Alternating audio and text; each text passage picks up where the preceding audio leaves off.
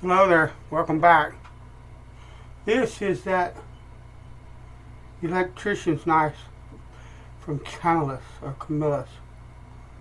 that I did a little review on. This knife has never had an edge put on it. I'm going to put one on it so that when I want to, I can carry this knife in my pocket. This is a 1K diamond plate. I'm just going to hit it with some water.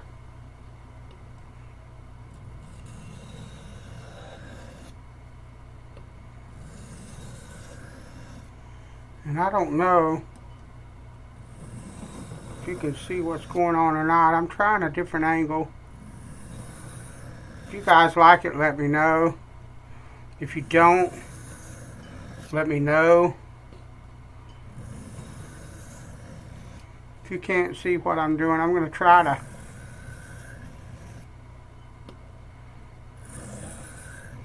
do her one-handed. I like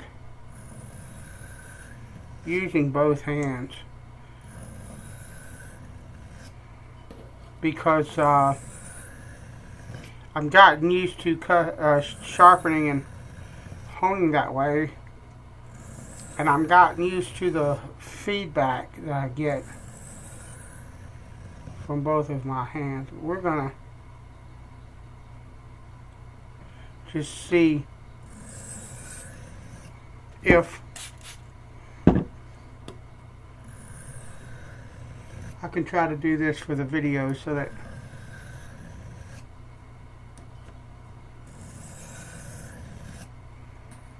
it's easier for you to see.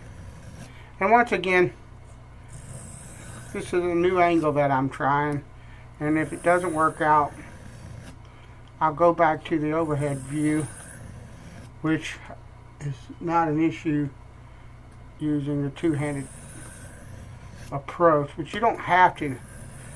The only thing you've got to worry about when you are honing is that you have to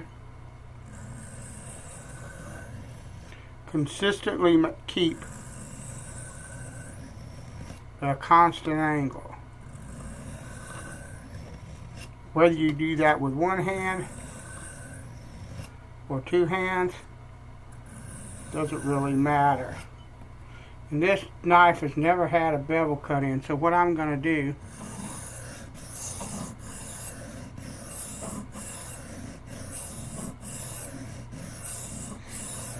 I'm not really sharpening right now. What I'm doing is trying to grind quite a bit of steel and get myself an edge I can use, a bevel I can use. So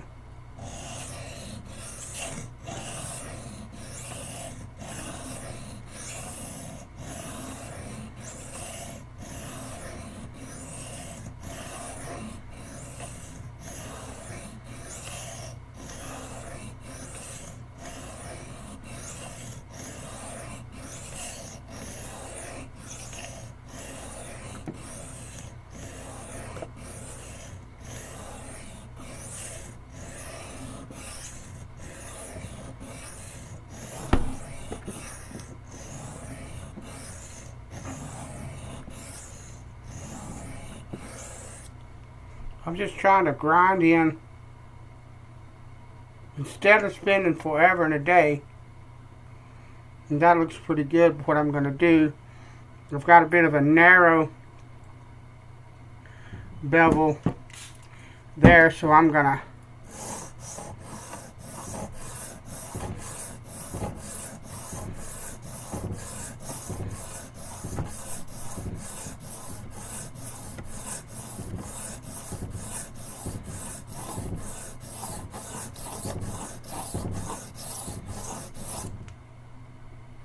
that's better. And now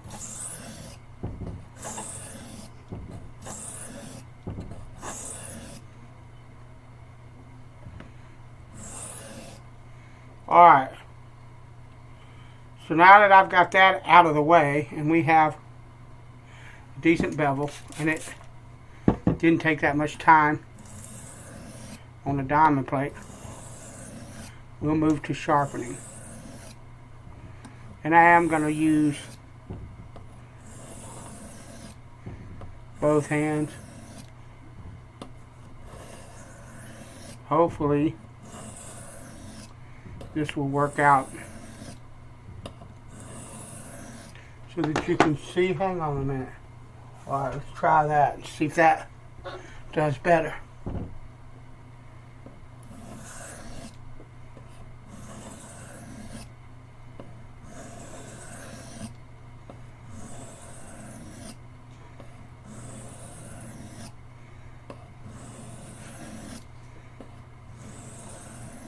And I wouldn't normally use those half strokes. I don't really like them.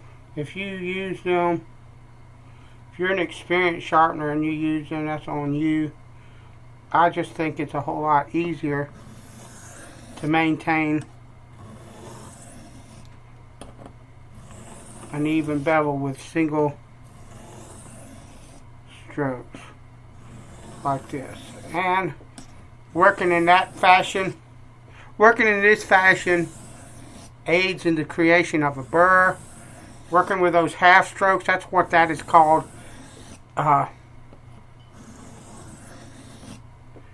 In the straight razor world, I don't know what they call it in the knife world. I suspect it's probably the same thing. But you tend to kind of almost avoid a burr sometimes, most of the time actually. And the method that I teach, or at least in my experience you do, and the method that I teach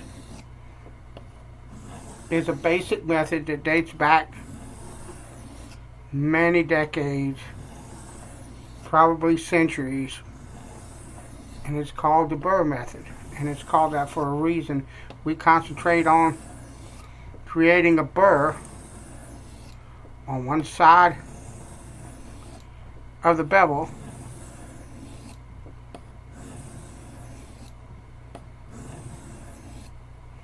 And then we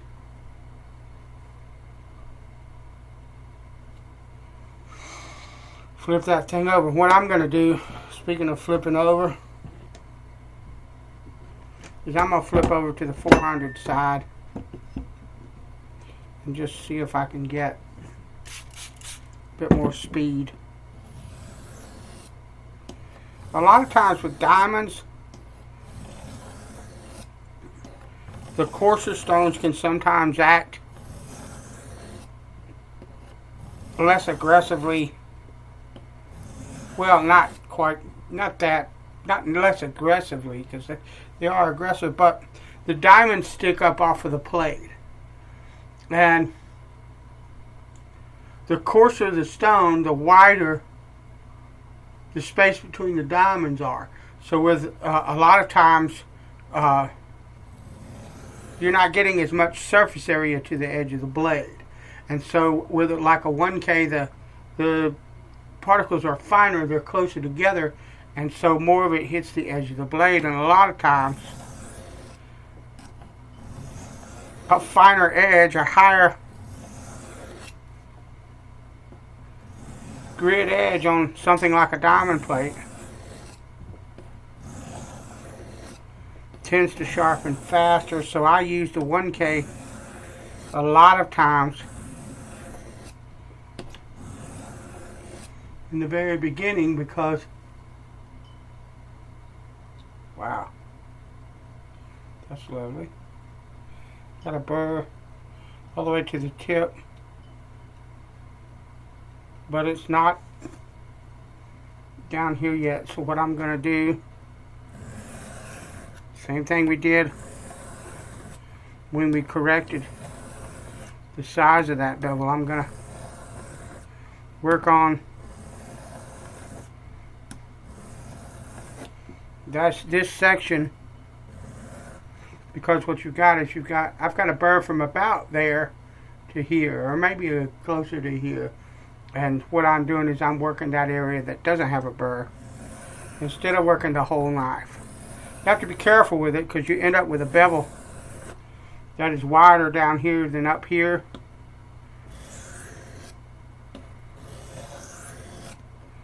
But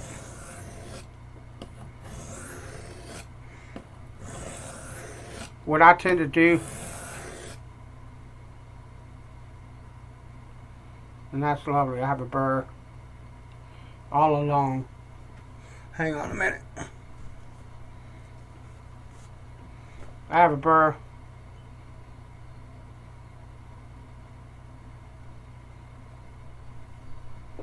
all along that edge. Now, what I'm going to do, I'm going to give it a bit of extra.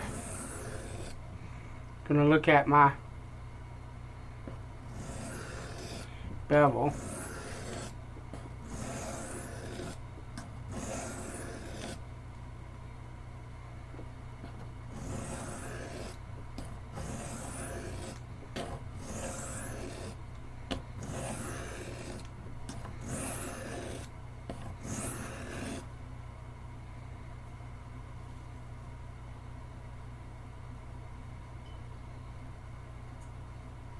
The burr is a bit coarser here and here. And there's a tiny bit there in the middle.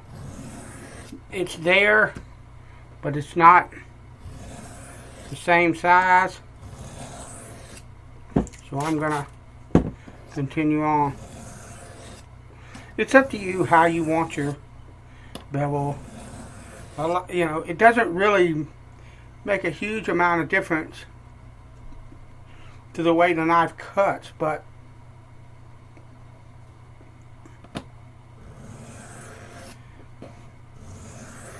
as long as you've got a burr, you're good, usually. But I've come to like more of a consistency in the bevel of the knife. And I used to not worry about it. I sharpened for a long, long time and never gave a rat's patootie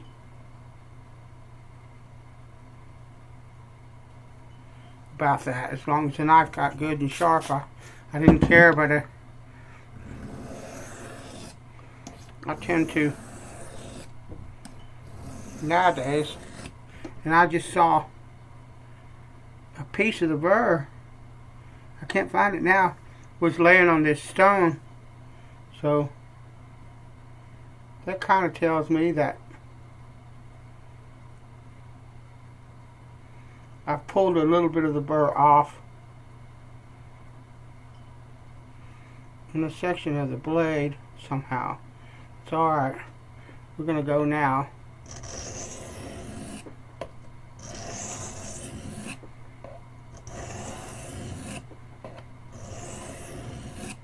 And try to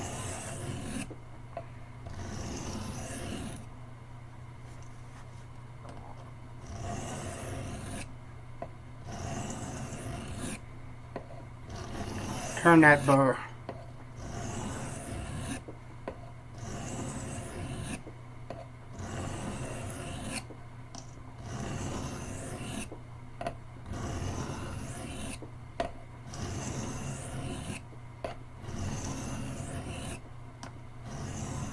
And I'm really not counting. You should kind of keep track of how many passes you did on one side and replicate it on the other. What I'm going to do, and what I've gotten into a habit of doing this, is just using my eye to gauge the evenness of the bevel on both sides. And all I'm worried about is not so much a perfectly equal amount of strokes. I just need an amount of strokes that are equal enough that the bevel matches. And that'll be just as close as if I counted, for all purposes that we're worried about. As far as the knife is concerned, it won't know whether I did 40 on this side and 35 on that side, as long as the bevel looks even. And I can look down the thing and see that it's relatively similar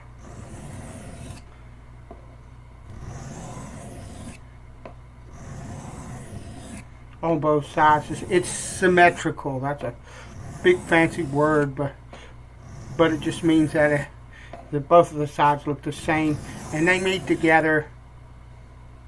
When you look at the blade, they meet together well. You don't have one side that looks like it's lopsided or anything like that. So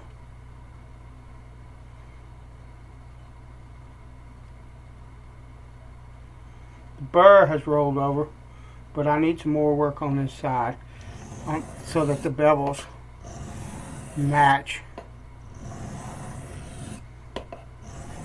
And that's one of the things that I would encourage you to do as you grow as a sharpener, is to pay more and more attention to stuff like that. That's what's going to separate you from someone that just, shoves a knife across a stone till it gets an edge on it, which is what I did for many, many years. But now, if the knife's not worth very much, if it doesn't have any sentimental value, if it's not a knife that's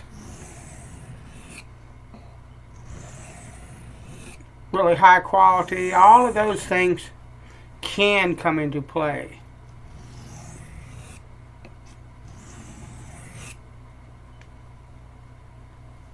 And that's lovely.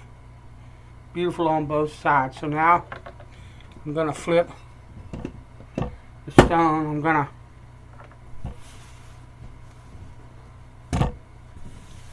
wipe up to the 1K side, and now I'm going to start rolling the burr back and forth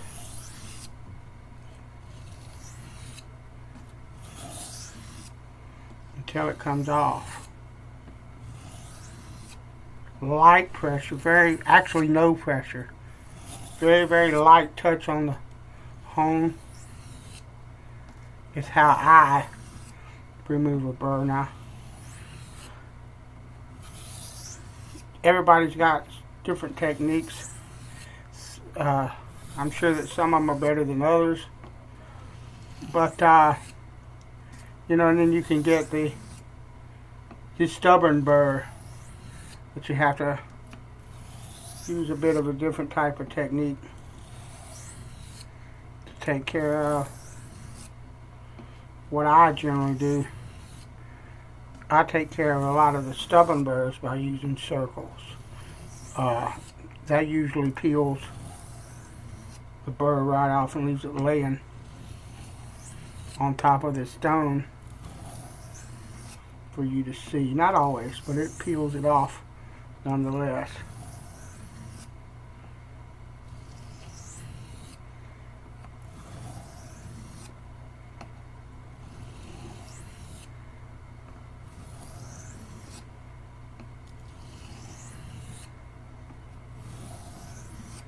I can see a bit of wear pattern on the diamonds in this stone.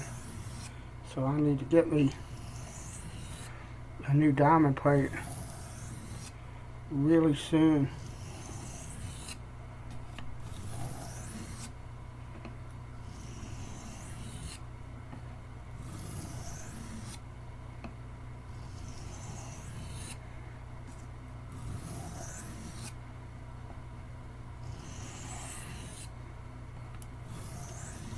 Alright, let's see what that feels like.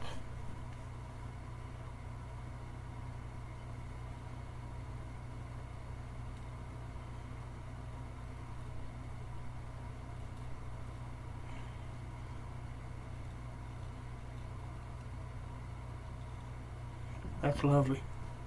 I'm going to go just a little bit longer to kind of refine the edge on this 1K. Then I'll move to a soft Arkansas. And you hear people, all the time, soft Arkansas is only 800 grits. Okay. From your mouth to God's ear. Arkansas don't have a grit rating. They're a natural stone. Grit ratings is something that is designed for man-made stuff like man-made stones and sandpaper and emery cloth and stuff like that. Natural stones don't have a grit rating per se.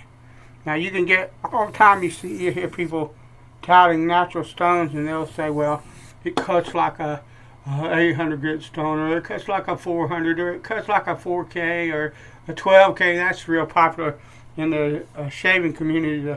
They want to sell newbies crap stones from China and say, well, this is a natural stone and it's rated at 12K. No, it's not rated at 12K. There is no grit rating. You might have looked at a 12K stone under a magnification at the edge one of them made, and then looked at the edge that came off that natural stone and said, that looks like 12K. But that's not the story with a natural stone, for one. And for two, what 12K did you use? Because there's a whole bunch of them. They all got different grit ratings, different ratings scales, Japanese Industrial Standard, American ANSI, American, I forget what it's called, but and a couple of others that I probably could name off if I sat here and thought about it a minute. But, you know, so what 12K are they comparing it to? What grit charters is that part of? And, you know, what specification of 12K are we talking about? You know, it's a load of horse crap. That's so when they tell you all it's an 800 grit stone, don't believe them, because an Arkansas stone can be prepped to cut lower, faster, more coarse, or it can be prepped to cut much finer. And there's a range from coarse to fine in all of them within their respective class of stone. Okay, now, you're not going to get a black arc to cut like a soft arc, or a soft arc to cut like a black arc. Not going to happen. But they have a range between them. In each of them. That's why I have learned to prep my arcs at about 800 grit, and then let the grade of the stone do its own special little thing on the bevel of the knife or the razor or whatnot. And I find I get really good results that way. Really good results. And so, but yeah, there's no grit rating to an Arkansas stone.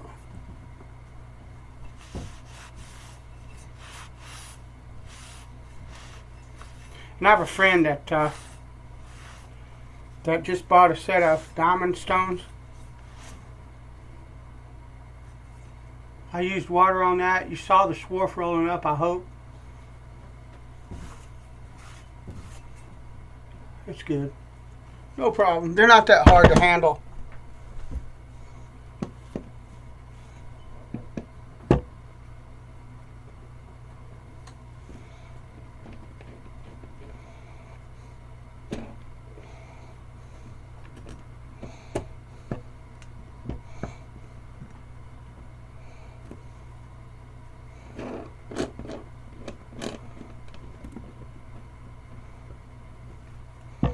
Now we're going to move to what I find to be the most useful stone in the Arkansas lineup for knives.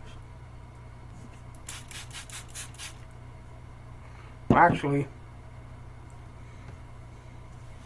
that's just plain water. I want to run dish soap and water on this.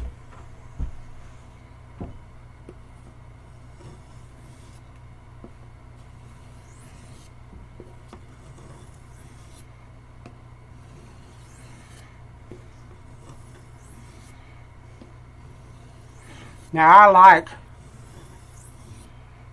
different stones, and I use them for different things. Most people know I'm a straight razor honer. I'm a woodworker, so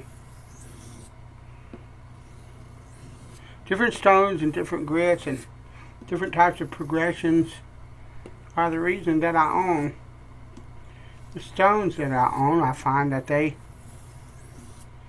are needed for what I do, depending on what edge I'm trying to get. But once again,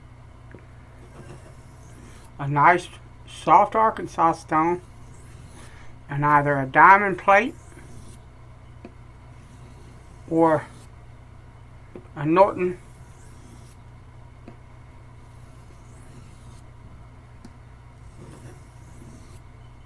coarse fine, or even just a Norton fine, a 400 grit Norton fine and a soft Arkansas, or you could even go as low as going to a medium Norton India. That's about 240, 220 grit, 240 grit, something like that. Come off of that to a soft Arkansas. There were guys, old fellas, back in the day when I was a kid and didn't know jack about what I was doing, that took a medium India oilstone and a hard black or a hard translucent Arkansas stone, and they would run a chisel over that medium oilstone, that India, set a bevel with it, and put a sharp edge on the chisel, and then move straight to that black or that translucent, and they would peel shavings all day with edges like that. So you don't have to have a lot to put a good edge on the blade, and to be honest with you, you could even have like just that India or just one of these if you've got knives that have good edges. And I can tell you right now, when I was a boy, this is what I had most of the time, a really small one, and sometimes my blades didn't have hardly any edge whatsoever on them when I got them, because I dug them up out of the ground because somebody dropped them and couldn't find them, or they ran over them with a truck and buried them in the ground, and I was poking around somewhere and found it and dug it up and cleaned it up and put an edge back on it, and take one of these, and it takes a long flipping time, but you can do it. So, I mean, you don't have to have anything but one good stone. Now, I would recommend a coarse stone like a 400, so that you can cut a bevel into a knife that doesn't have one and bring the bevel to its proper apex, so that you can then take a finer type of stone and refine that to what you want. But you don't have to have all the stones you see me and a lot of these other guys on the internet that sharpen things having. You don't have to have them. If you just want to sharpen a blade and keep it sharp, that medium, that coarse fine India is a stone that a lot of people had, was the only stone they had in their household, but they knew how to use the son of a gun. See, that's the thing. We talk about different stones and different methods and different steels and different this and different that, and there's nothing wrong with that. All of that's valid. Okay? But you give someone knowledge, which is what I'm trying to impart to you, where they know how to sharpen. I can't even feel that cut the hair on my arm. I can't even feel it. Dude. Anyway, you give them that skill, and they learn to know how to use it.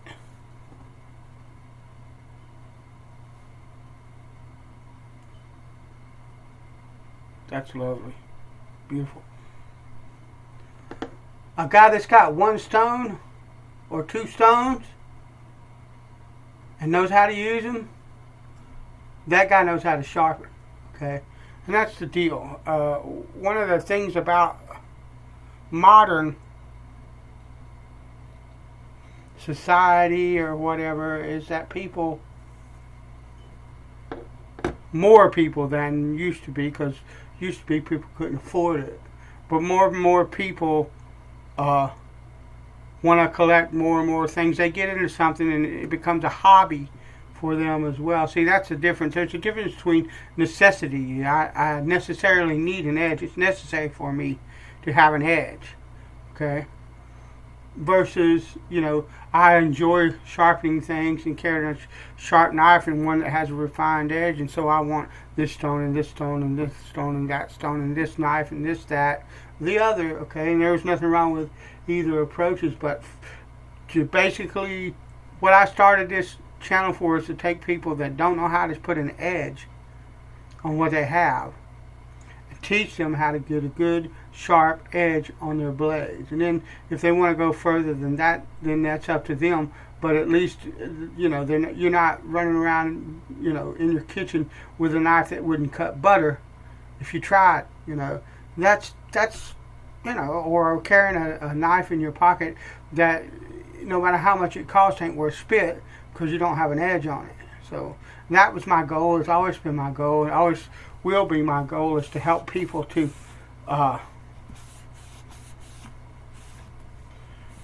learn how to create an edge and keep one. So, alright, that's been the Camillus Electrician's knife. That thing's gorgeous. I could take it and put it on a strop, a pasted strop. I do that a lot, but that edge does not need it. It's incredibly sharp and keen, just like it is. That'll do anything I want it to do. Now this knife, it has a, like, I guess you'd call it a scraper. Now you see I had to wipe that off. It had water all in it. Well, I've sharpened with water, and I've sharpened with water and soap. Water's gotten down in there. I learned this from Rough Rooster. Okay, so I want to give credit where credit's due. He might not have been the only one to come up with it, or the first one to come up with it or not, but that's who I learned it from. Is I have a spray bottle here that has isopropyl alcohol in it, and basically what I'll do when I get done sharpening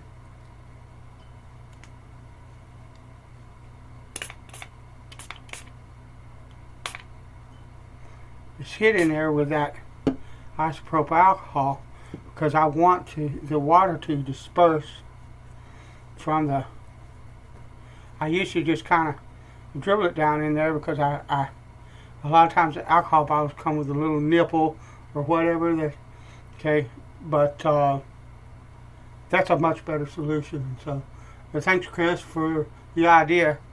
But anyway,